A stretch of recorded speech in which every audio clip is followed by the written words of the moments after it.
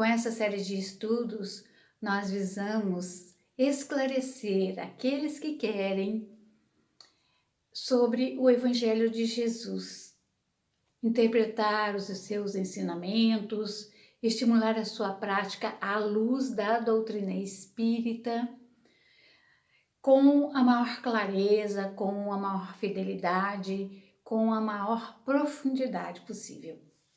Meu nome é Luísa. Estou muito feliz em estar aqui com vocês. E já vou logo pedindo, se você gostar do conteúdo, deixe o seu like. Se você não é inscrito no canal, se inscreva e ative o sininho para receber as notificações. Bora lá estudar? Estudo 6. A reencarnação. O Evangelho segundo o Espiritismo, capítulo 4, itens 5 e 7 a 9. O objetivo desse estudo é analisar o sentido da frase de Jesus: ninguém poderá ver o reino de Deus se não nascer de novo, destacando a importância da reencarnação para o progresso dos espíritos. Item 5.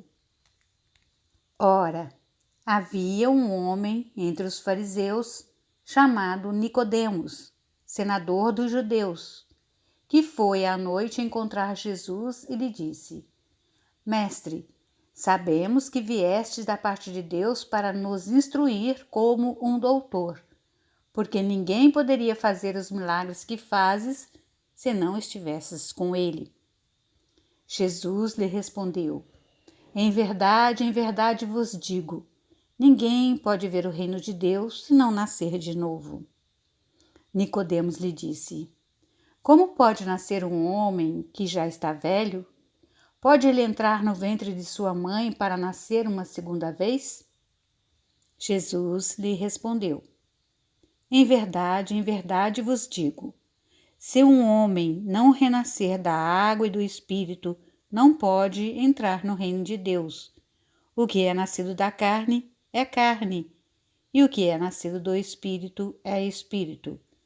Não vos espanteis do que eu vos disse, que é preciso que nasçais de novo.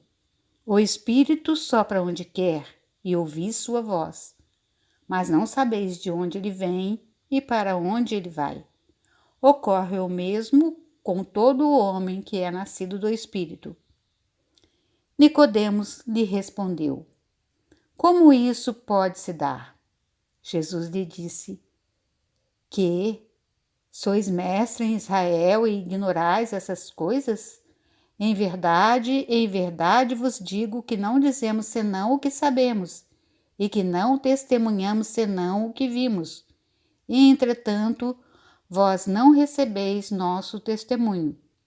Mas, se não me credes quando vos falo das coisas da terra, como me crereis quando vos falar das coisas do céu? Essa passagem está registrada no Evangelho de São João, no capítulo 3, versículos de 1 a 12. Item 7. Estas palavras, se um homem não renasce da água e do Espírito, foram interpretadas no sentido da regeneração pela água do batismo, mas o texto primitivo trazia simplesmente: não renasce da água e do Espírito, ao passo que em certas traduções a do Espírito se substituiu do Santo Espírito, o que não responde mais ao mesmo pensamento.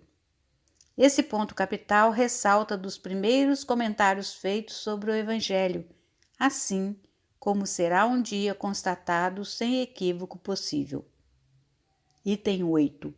Para compreender o sentido verdadeiro dessas palavras, é preciso igualmente se reportar a significação da palavra água, que não era empregada na sua acepção própria. Os conhecimentos dos antigos sobre ciências físicas eram muito imperfeitos, pois acreditavam que a Terra tinha saído das águas e por isso consideravam a água como o elemento gerador absoluto. É assim que na Gênese está dito: o Espírito de Deus era levado sobre as águas. flutuava na superfície das águas. Que o firmamento seja feito no meio das águas. Que as águas que estão abaixo do céu se reúnam em um só lugar. E que o elemento árido apareça. Que as águas produzam os animais vivos que nadem na água e os pássaros que voem sobre a terra e sobre o firmamento. Segundo essa crença, a água se tornara o símbolo da natureza material, como o espírito era o da natureza inteligente.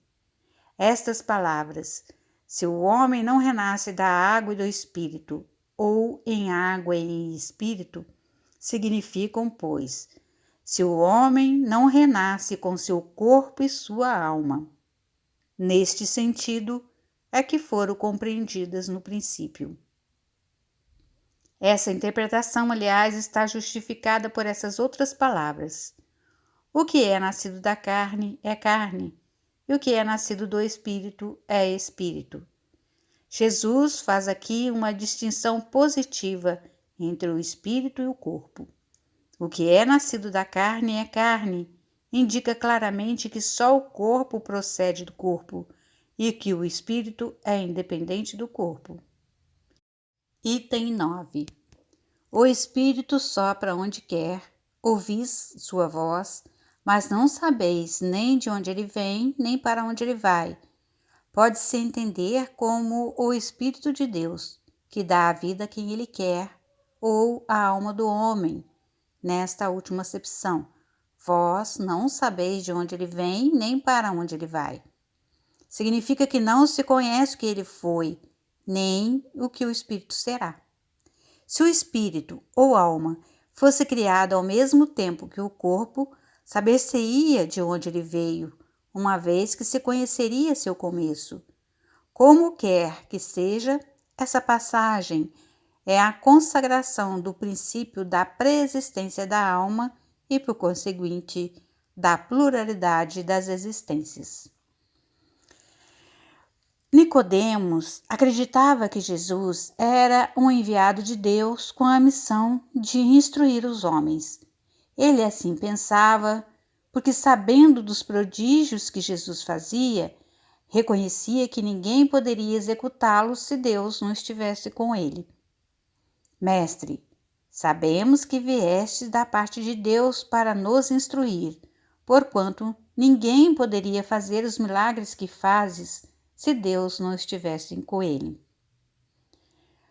Jesus se refere, quando afirma ser preciso nascer de novo para se ver o reino de Deus, que somente pela reencarnação temos possibilidade de resgatar débitos passados e construir nosso progresso espiritual, habilitando-nos assim a ver o reino de Deus. Uma existência é insuficiente para que alcancemos o necessário aperfeiçoamento. Em verdade, digo-te, ninguém poderá ver o reino de Deus se não nascer de novo. Para entender essa passagem, renascer da água e do Espírito, precisamos reportar-nos à época em que Jesus falava e levar em conta o que então se conhecia sobre as ciências físicas. Naquele tempo, a água era considerada o símbolo da natureza material e o único elemento gerador da vida, donde renascer da água significa voltar à vida com o corpo físico. Por outro lado, daquela época até hoje, o espírito é símbolo da natureza inteligente. Assim, renascer do espírito corresponde a renascer com sua alma. Em verdade, digo-te, se um homem não renascer da água e do espírito, não poderá entrar no reino de Deus. O que é nascido da carne é carne, e o que é nascido do espírito é espírito. Nessa frase, Jesus não só distingue o corpo do espírito, como evidencia a origem de cada um, esclarecendo que o corpo gera outro corpo, mas não gera o espírito, pois só Deus, Espírito Supremo que a tudo preside, pode criar o espírito. A formação do corpo é independente do espírito que lhe preexiste, de modo que os traços físicos transmitidos aos filhos pelos pais nada têm a ver com as características morais, as quais o espírito não herda, mas traz consigo de vidas anteriores. A frase do mestre: o espírito sopra onde quer, ouve-lhes a voz, mas não sabes de onde ele vem, nem para onde vai. O mesmo se dá com todo homem que é nascido do espírito. Então, podemos interpretá-la tanto em relação ao Espírito de Deus, que sendo onipresente está sempre em toda parte, e não o podemos localizar, como ao espírito do homem, que ao reencarnar, tudo esquece das existências anteriores, nada sabendo do que foi nem do que virá a ser. Se o espírito ou alma fosse criado ao mesmo tempo que o corpo, saber-se-ia de onde ele veio, pois que se lhe conheceria o começo. Diante da surpresa de Nicodemos ante tais ensinamentos, Jesus reafirma a verdade de suas palavras e a autoridade de seu testemunho, decorrentes da suprema sabedoria que detinha como espírito puro. Jesus não deixa as dúvidas quanto à veracidade de suas palavras, pertinentes à reencarnação do espírito ou pluralidade das existências, ao afirmar: não dizemos senão o que sabemos, e não damos testemunho senão do que temos visto. Que lição prática tiramos desses ensinamentos? Que cada nova existência é a ocasião de progresso que a misericórdia infinita de Deus nos concede para que logremos alcançar mais rapidamente o seu reino. Cabe-nos administrar bem cada instante da nossa vida, devotando-nos à caridade e à prática incessante do bem. Renasce agora em teus propósitos, deliberações e atitudes, trabalhando para superar os obstáculos que te cercam e alcançando a antecipação da vitória sobre ti mesmo no tempo. Chegamos então à conclusão que cada nova encarnação constitui oportunidade de progresso que Deus, em sua finita misericórdia, concede aos espíritos a fim de que se aperfeiçoem e logre alcançar o seu reino. Muita paz. Estudo 7. A reencarnação. Evangelho segundo o Espiritismo, capítulo 4, itens 10 a 15.